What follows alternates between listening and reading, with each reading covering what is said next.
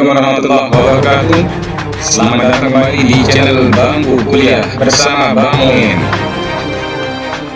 Bagi Anda yang baru pertama kali datang dan menemukan channel ini, silahkan Anda subscribe dan aktifkan lonceng notifikasinya supaya Anda tidak ketinggalan video-video terbaru dari Bangku Kuliah.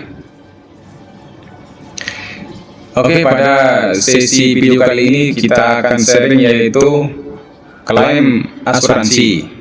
Nah, jika Anda ingin tahu lebih banyak, lebih dalam tentang apa itu klaim asuransi, silakan Anda tonton video ini sampai selesai, jangan di skip supaya Anda mampu memahaminya dengan lebih baik. Oke, kita akan langsung saja kepada materi kali ini tentang klaim asuransi. Sebagaimana di awal sudah saya sampaikan juga di video-video sebelumnya bahwa salah satu unsur dari asuransi itu adalah adanya klaim. Nah, ini mungkin yang terakhir ya dari 5 unsur asuransi yang dari 4 unsur asuransi yang sudah kita bahas pada sesi sebelumnya ya. Nah, kita akan melihat beberapa pendapat di sini kaitan dengan definisi dari klaim. Yang pertama, di sini dikatakan bahwa klaim itu adalah tuntutan yang diberikan pihak pemegang polis asuransi untuk mendapatkan hak dengan semestinya agar pihak asuransi membayarkan kondisi sesuai dengan prosedur yang ada. Jadi di sini ada kita lihatkan di sini pertama itu isinya itu adalah tuntutan kepada siapa? Kepada pihak asuransi oleh siapa? Oleh pemegang polis. Untuk apa? Untuk mendapatkan hak ya sesuai dengan apa yang ada di dalam klausul pada polisnya. Lalu berikutnya kita lihat tuntutan yang diajukan oleh pemegang polis kepada pihak asuransi selaku penanggung asuransi untuk memenuhi hak pemegang polis sesuai yang tertera dalam polis. Ini juga sama, jadi di sini substansinya ada tuntutan dari pemegang polis kepada pihak asuransi untuk minta apa? Untuk minta uang haknya ya sebagai pemegang polis. Nah, sesuai dengan yang ada di dalam polisnya tentunya. Kemudian berikutnya itu adalah permohonan resmi yang diajukan oleh tertanggung ya kepada perusahaan asuransi agar melakukan pembayaran kepada nasabahnya. Jadi di sini juga ini. Kenapa dikatakan sebagai permohonan resmi? Karena ada prosedur-prosedur nanti di dalam perusahaan yang menentukan bagaimana klaim itu bisa diajukan oleh pihak nasabah. Jadi ada biasanya form ya seperti ini, formnya nanti ada yang harus diisi sehingga dia akan menjadi permohonan resmi antara dua belah pihak yang sudah bersepakat, yaitu antara pihak tertanggung dan penanggung untuk kemudian membayarkannya kepada pihak tertanggung. Nah, berikutnya ada hak peserta dan dananya diambil dari dana tabaruk semua peserta. Artinya di sini kalau persepsi dari asuransi syariah ya. Jadi di situ hak peserta dan dananya diambil dari dana tabaruk semua peserta. Jadi dana dari peserta yang lain juga diambil karena prinsipnya di sini adalah sharing ya, budget sharing seperti itu. Ini adalah klaim asuransi. Berikutnya kita lihat lagi. Di sini tuntutan dari pemegang polis kepada pihak asuransi untuk membayar uang pertama atau UP sebagai bentuk pemenuhan perjanjian. Jadi untuk memenuhi janjinya maka perusahaan harus membayar namanya UP kepada pihak pemegang polis jika terjadi risiko. Yang terakhir ini adalah pembayaran santunan yang dilakukan perusahaan asuransi jika peserta mengalami risiko. Nah, ini pembayaran santunan ya, juga sama. Biasanya ini kalau kaitan dengan santunan ini biasanya kaitan dengan asuransi kematian ya, biasanya kepada ahli warisnya. Oke, sekarang kita lihat berikutnya tujuan dari klaim atau tujuan dan fungsi dari klaim, yaitu pertama mengalihkan risiko. Ya, seperti di awal kita bicarakan tentang konsep asuransi itu salah satunya adalah untuk mengalihkan risiko ya.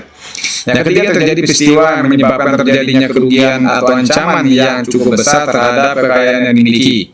Nah, ini mengalihkan risiko ya. Jadi misalnya sebuah perusahaan jika ingin mengalihkan risiko yang terjadi pada barangnya atau pada gudangnya nanti, maka dia bisa mengasuransikannya. Nah, jika terjadi risiko itu kemudian dia bisa untuk dibayarkan kembali. Kemudian membayar ganti rugi.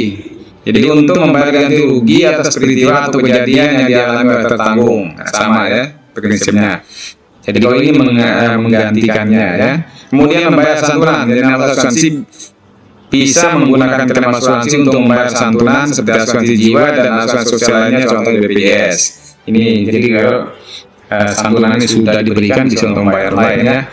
Berikutnya ketentuan klaim. Klaim dibayarkan berdasarkan kesepakatan polis, jadi tidak bisa dia keluar dari sini.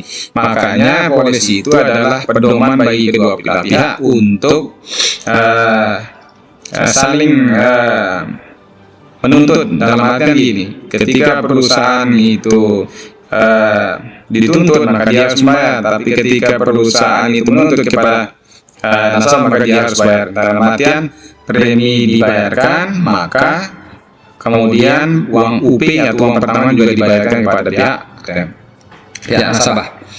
Lalu klaim dapat berbeda jumlah sesuai yang dibayarkan, ya. Jadi klaim itu antara satu dengan orang yang lain itu bisa berbeda walaupun mungkin jenis klaimnya sama gitu, dan jenis yang dipertanggungkan sama, tetapi bisa jadi berbeda preminya, sehingga bayarannya pun juga akan berbeda. Oke, sekarang kita lihat jenis klaim ya. Yang pertama kita lihat dari sisi waktu kontrak. Jadi kalau kontraknya habis, maka dia akan dikembalikan nanti dalam bentuk tabungan dan hasil dari investasi tabungan itu ya. Makanya kalau yang sifatnya unit link ini sampai dia proteksi, dia juga dapat hasil dari investasinya. Karena asuransi itu memang salah satu bentuk ya kita anggap sebagai investasi ya. Kemudian berikutnya itu klaim kesehatan. Klaim kesehatan ini perusahaan membayar biaya pemulihan peserta. Jadi yang dibayar nanti oleh klaim ini adalah misalkan biaya rawat inap, kemudian biaya operasi atau biaya obat-obatan, itu yang dibayarkan dari klaim kesehatan ya. Kemudian ada klaim kecelakaan. Jadi ini juga kalau terjadi risiko berupa kecelakaan kepada ini, maka dia harus dikembalikan kepada pihak tertanggung. Dalam ini tentu adalah jenis klaim kecelakaannya.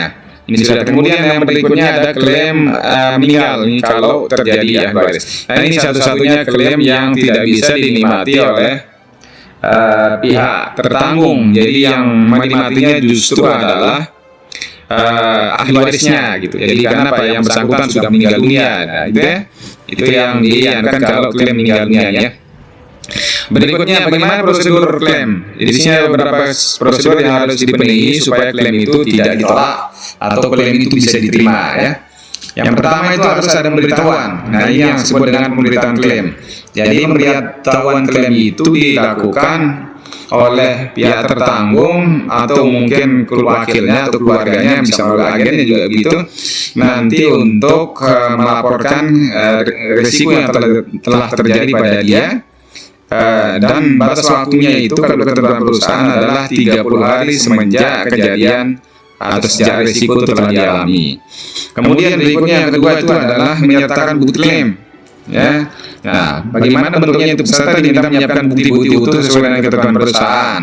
Jadi kalau misalkan dari rawat inap, bukti rawat inapnya nanti kan harus diminta kepada dokter yang merawatnya. Kemudian kwitansinya juga diminta dari administrasi rumah sakit, sehingga nanti itu adalah bukti sah bahwa pihak perusahaan, pihak tertanggung bisa untuk mengklaim nilai dari tertanggungan yang ada pada polisnya.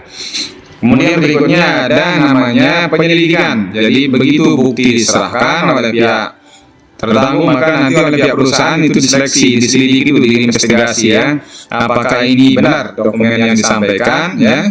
Nah, atau nanti secara administrasi apakah orang ini tetap membayar premi. Nah, itu yang dianukan ya. Nah, dicek nanti Jadi dicek secara administrasi maupun faktanya. Dan yang terakhir itu adalah baru setelah ini semua lolos, pemberitahuan, kemudian buktinya juga sah, penyelidikan juga tidak ada masalah, maka terakhir adalah pencairan. Nah, pencairan apakah langsung bisa dicairkan misalkan sekarang diklaim kemudian langsung dibayarkan pada saat itu juga? Nyata tidak. Jadi ada juga ketentuannya ya, tergantung dari perusahaan masing-masing. Biasanya di sini klaim itu dibayar ketentuannya itu sejak hari H sampai 30 hari, tidak boleh lebih dari itu ya. Sebagaimana juga di sini pemberitahuan klaim tidak boleh setelah dia 30 hari kejadian kemudian dilaporkan, ini kan ada. Jadi itu nanti menyebabkan terjadinya salah prosedur gitu ya. Oke. Berikutnya, kenapa klaim itu ditolak? Ini alasannya banyak ya, bisa 10 sini. Pertama itu jelas ya, polis yang lapse atau polis yang sudah mati ya, karena dia tidak membayar sehingga dia mati polisnya. Kemudian tidak tercakup dalam klausul. Di dalam pasal-pasal ternyata apa yang diklaim itu juga tidak ada. Ini juga akan menyebabkan klaimnya ditolak. Melebihi batas waktu ya, melebihi batas waktu ini dalam arti misalnya tadi kejadiannya sudah di atas 30 hari setelah dia risiko, misalkan contoh 3 bulan, 6 bulan setelah kejadian, maka ini juga akan menyebabkan nanti klaimnya akan sulit untuk diterima gitu ya, melebihi batas waktu. Kemudian berikutnya dokumen kurang lengkap. Nah, makanya tadi prosedur itu harus dilengkapi buktinya ya, dokumen-dokumen yang terkait dengan risiko yang dialami oleh pihak tertanggung harus lengkap ya, sehingga nanti lengkap dan benar prinsipnya ya, lengkap dan benar. Kemudian kalau dia tidak lengkap dan benar maka dia ditolak. Kemudian adanya pelanggaran hukum. Jadi kalau di sini misalkan ada tertanggung ini dia kecelakaan misalkan itu pakai motor atau pakai mobil, tapi dia sedang kondisi mabuk, maka dia tidak bisa. Jadi klaimnya juga ditolak.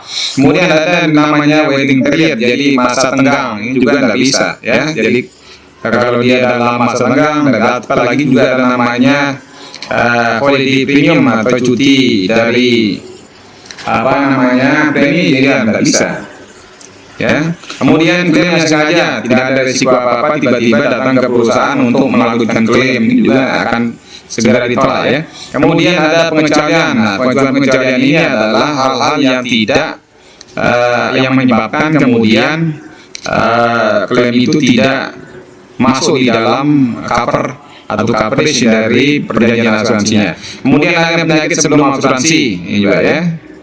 Kalau ternyata misalkan dia tidak jujur pada saat itu, setelah dideteksi ternyata kemudian dia berbohong, nah ini dia tidak akan dibayar. Kemudian terjadi di luar wilayah yang ditentukan, misalkan kalau di dalam polisi ketentuannya itu wilayah NTB, maka dia kalau dia terjadi risiko pada pada tertanggung ini di luar NTB, maka dia tidak akan, karena ketentuan polisnya. Atau rumah sakit yang ditunjuk kerjasama dengan perusahaan, tapi dia kemudian dimasuk lain, maka juga tidak bisa diterima ya. Nah, kemudian ada namanya rasio klaim. Nah, rasio klaim ini adalah kerugian yang ditimbulkan oleh perusahaan asuransi karena klaim yang dibayarkan sebagai presentasi dari premi yang diperoleh. Nah, rasio klaim tahun berjalan akan menentukan besarnya premi tahun berikutnya. Semakin besar rasio klaim menunjukkan, semakin kecil keuntungan atau semakin besar kerugian yang dialami perusahaan asuransi, sehingga akan mengakibatkan meningkatnya premi asuransi di tahun berikutnya. Nah, di rasio klaim ini semakin besar rasio klaim atau pembagi, maka dia perusahaan akan mengalami kerugian, atau mungkin kalau dia untung, untungnya kecil karena ini bagi ya, pembagi. Artinya gini, kalau seorang nasabah dalam 1 tahun itu dari sering untuk mengajukan klaim, maka rasio klaimnya akan menjadi tinggi pembaginya ya, sementara preminya misalkan tetap. Nah, otomatis ini akan menyebabkan juga nanti pihak perusahaan akan mengalami kerugian kalau yang begitu. Makanya disebut dan sini adalah kerugian ya, karena rasio klaim. Nah, rasio klaim yang kecil tentu akan menyebabkan keuntungan besar bagi perusahaan. Tapi kalau dia besar rasio klaimnya, maka dia akan rugi perusahaan ya. Nah, makanya perusahaan selalu biasanya untuk mengurangi risiko ini terjadi ya dengan cara tadi seleksi ketat melalui file underwriting oleh underwriternya supaya nanti tidak terjadi hal-hal yang tidak diinginkan ya. Oke. Nah, bagaimana menghitung rasionya ya? Rasio klaim itu jadi total klaim dibagi total premi kali 100%. Contohnya seperti ini ya. Jadi misalkan preminya 1 juta, kemudian total klaim itu 20 juta. Maka rasio klaimnya adalah 20 juta dibagi dengan 100 juta dikali 100%. Maka ini adalah rasionya adalah 20%. Jadi ini masuk rasio yang dianggap masih tidak terlalu tinggi seperti itu ya. Jadi masih dianggap wajar. Kemudian kita lihat sekarang total klaim ya. Total klaim itu artinya apa? Jadi klaim berjalan ditambah dengan IBNR ya, itu. Nanti kita jelaskannya. Nah, kita lihat sekarang di sini. Jadi contohnya ya. Jadi periode polis PT ABC mulai terhitung tuh 1 Januari 2021 sampai dengan 30 Desember, jadi 1 tahun ya. Kemudian pembukuan klaim itu dimulai tanggal 1 Oktober.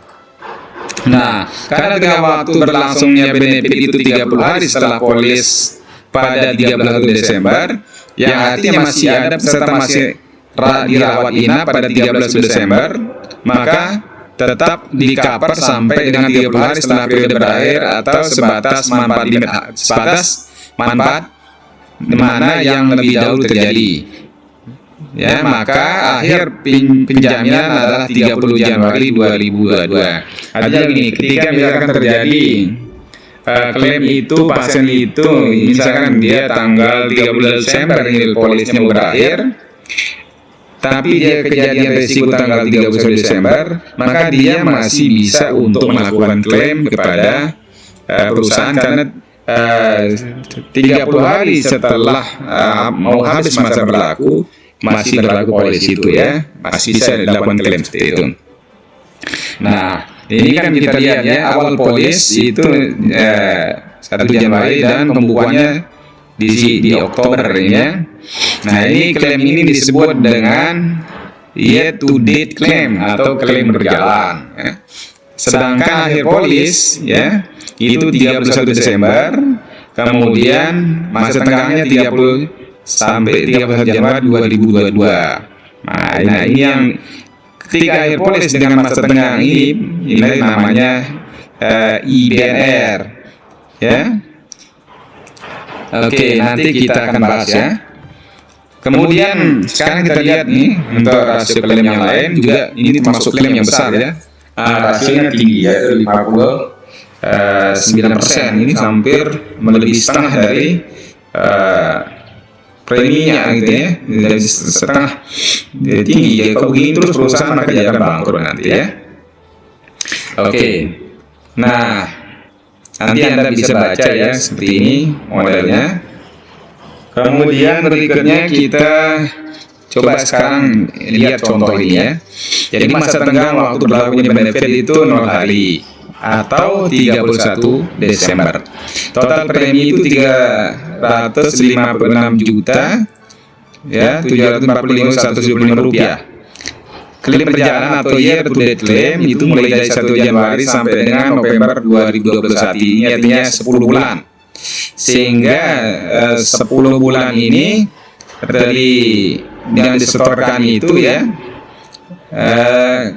menjadi 176.298.204 rupiah. Karena klaim per bulan 176 ya. 17.600 yen. Nah, sekarang masa tenggang waktu berlaku benefit 0 hari atau 31 Desember. Bagaimana IBNR-nya? Jadi perkiraan klaim yang belum dibukukan dari November sampai dengan Desember itu 2 bulan. Sehingga dikalikan dia 2 bulan kali 17 juta 629.000 sehingga hasilnya menjadi 35 juta 259.640 rupiah. Nah, jadi total klaim ya, klaim berjalan ditambah dengan IBNR-nya itu berarti 176 juta ditambah dengan 50 juta sehingga menjadi 211 juta. Nah, Rasio klaimnya kita hitung ya, dengan seperti ini. Total premi kali 100%. Ya, jadi total klaim dibagi total premi kali 100%. Jadi 211 dibagi dengan 356 juta sekian kali 100%, jadi 59%. Ini tinggi ya. Nah, yang dua juga hampir sama, apalagi 64%, berarti dia termasuk dalam rasio klaim yang tinggi seperti ini. Oke. Sekarang kita akan masuk ke istilah-istilah dalam klaim ya, masih terkait dengan klaim. Pertama itu tahap namanya istilahnya pertama adjudikasi, yaitu tahapan penyelesaian sengketa untuk mengambil keputusan apakah klaim yang disampaikan pemegang polis harus diterima atau ditolak perusahaan. Ini namanya adjudikasi. Makanya tadi, jadi ketika ini sering sekali terjadi biasanya sengketa karena bisa jadi salah prosedur. Ya, salah prosedurnya bisa dibuktinya tidak lengkap, atau waktu klaimnya juga terlalu lama, kemudian administrasinya juga berbelit-belit, sehingga proses klaimnya juga kemudian menjadi bermasalah. Nah, ketika terjadi ini, maka proses itu yang dikenal dengan namanya adjudikasi. Berikutnya itu ada namanya anuitas, yaitu pembayaran yang dilakukan perusahaan asuransi secara berkala selama waktu tertentu. Jadi kalau terjadi risiko bisa jadi hal-hal ini juga terkait dengannya. Jadi karena dia perusahaan membayar berarti kepada tertanggung. Kemudian berikutnya ahli waris ya, nama orang yang tercantum dalam polis asuransi sebagai pihak yang menerima santunan apabila terjadi kematian pada tertanggung. Nah, ini ahli waris ya. Jadi biasanya terjadi pada asuransi atau klaim yang sifatnya asuransi jiwa. Jadi kalau meninggal itu nanti diberikan kepada ahli warisnya.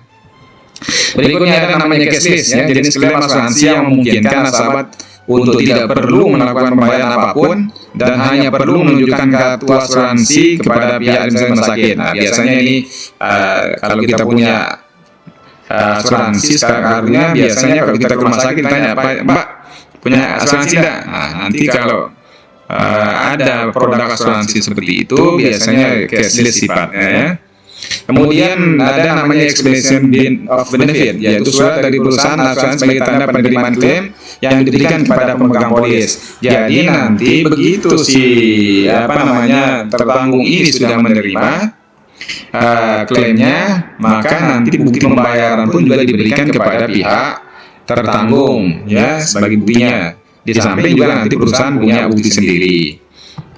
Kemudian ada namanya insured but not reported. Nah, itu yang namanya IBNR ya.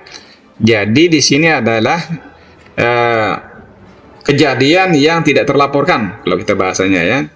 Kenapa bisa terjadi begitu? Bisa jadi waktu yang dibutuhkan dalam menjalani prosedur untuk melengkapi berkas pengajuan klaim seperti prosedur hukum. Nah, sebagainya terjadi. Makanya tadi di prosedur kita untuk proses pengklaiman itu bisa terjadi namanya IBNR ini. Jadi sudah terjadi tidak dilaporkan. Karena apa? Karena sudah lama, misalkan seperti itu. Jadi sudah lupa kejadian. Nah, ya. Jadi kapan terjadinya IBNR itu? Ya, klaim yang terjadi antara tanggal pembukuan ya sampai terjadinya penjaminan. Nah, itu namanya anunya ya. Kapan terjadinya IBNR? Kalau IBNR itu sendiri adalah yang ini ya. Kejadian yang tidak tercatat, tapi proses terjadinya itu MPR itu mulai sejak pembukuan sampai terjadinya penjaminan. Kemudian berikutnya itu ada namanya klaim akhir kontrak. Tuntutan hak pemegang polis karena kontrak sudah berakhir dan perusahaan. Ini namanya klaim kontrak ya. Biasanya kamu berakhir nanti dikasih dia formnya, kemudian untuk nanti diberikan kepada nasabahnya untuk kemudian dia isi dan kemudian bisa diklaim. Kemudian ada yang namanya klaim tertunda, klaim yang dilakukan pemegang polis dan belum bisa dibayarkan perusahaan asuransi karena sebab tertentu. Bisa jadi karena tadi ya prosesnya masih sedang diperiksa sehingga prosedurnya pun juga klaimnya masih tertunda, bukan tidak dibayar tapi ditunda gitu ya. Kemudian ada total klaim. Nah, tadi ya kita sudah hitung bagaimana caranya. Jumlah klaim yang terjadi dari awal sampai akhir. Jadi ketika misalkan si nasabah ini dari 2 tahun ya, dalam 2 tahun itu berapa kali dia klaim. Nah, itu namanya total klaim. Kemudian klaim berjalan atau yet year to date claim, namanya klaim berjalan ya. Klaim yang terjadi mulai awal polis tanggal sampai terjadi pembukuan klaim dilakukan ya. Dan terakhir nih reimburse. Nah, ini biasanya yang paling banyak dilakukan di rumah sakit ya. Jadi jenis klaim di mana nasabah perlu menanggung biaya pembayaran secara tunai terlebih dahulu dan setelah itu mendapatkan penggantian dari pihak asuransi. Nah, biasanya ini ya. Jadi sifatnya seperti orang pasca bayar. Jadi ditanggung dulu oleh pihak nasabah setelah dapat kwitansi, bukti-bukti dari rumah sakit, kemudian baru diklaim untuk kemudian nanti diganti oleh pihak asuransi. Kemudian yang berikutnya ada namanya sum assured ya, jumlah uang yang jumlah uang UP atau jumlah uang jaminan yang dipertanggungkan kepada pemegang polis. Ini namanya sum assured. Dan yang terakhir adalah UP, uang pertanggungan ya, jumlah uang yang harus dibayarkan perusahaan asuransi kalau terjadi klaim dari pemegang polis atas risiko yang dijamin dalam asuransi itu UP. Oke, itu mungkin yang saya bisa sampaikan untuk pengantar dari klaim asuransi ini. Silahkan kalau ada yang kurang jelas Anda bisa komen di channel, nanti kita respon. Kemudian Anda tonton lagi ya. Kalau kurang jelas silahkan Anda tonton lagi. Semakin banyak Anda menontonnya, kemudian nanti Anda akan semakin paham ya, seperti itu. Sampai ketemu di video selanjutnya. Salam sukses dari Bangku Kuliah. Wabillahi taufiq. Assalamualaikum warahmatullahi wabarakatuh.